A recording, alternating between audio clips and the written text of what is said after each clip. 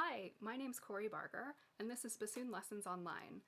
My goal is to help you become a confident bassoon player and to learn to play with ease as you start your journey on the bassoon.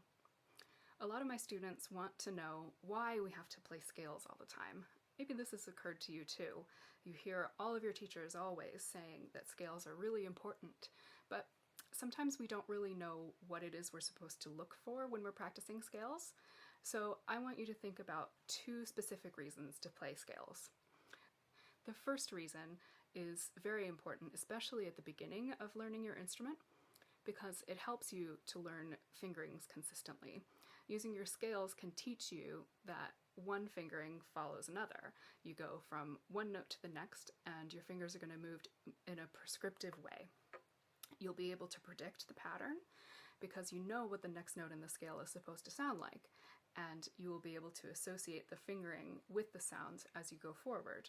This is a really important part of learning any instrument because we don't actually think of the fingering itself after a while. You learn when you're reading the music, you recognize the visual pattern in your music, and your brain translates that to a series of sounds, and then your fingers go along with the sound, rather than thinking of each individual finger's job.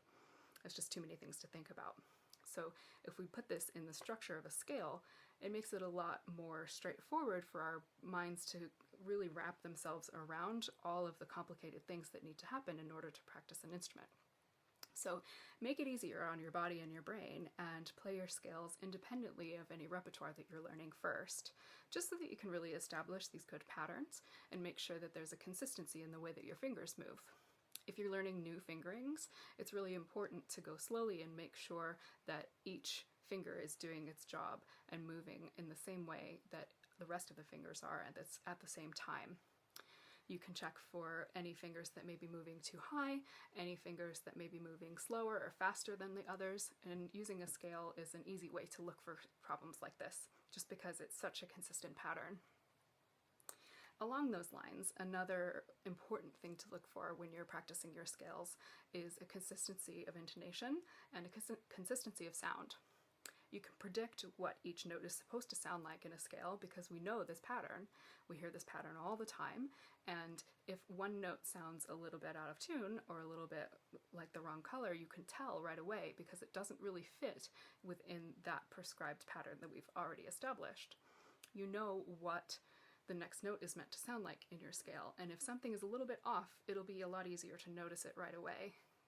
If you're looking for these things in your repertoire, it might be a little bit harder just because the patterns aren't as familiar.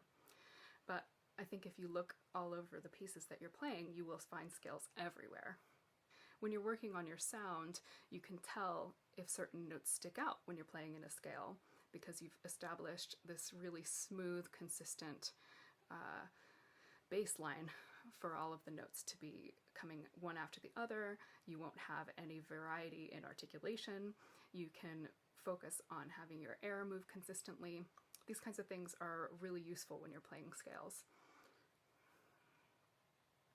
These kinds of things make playing scales really useful.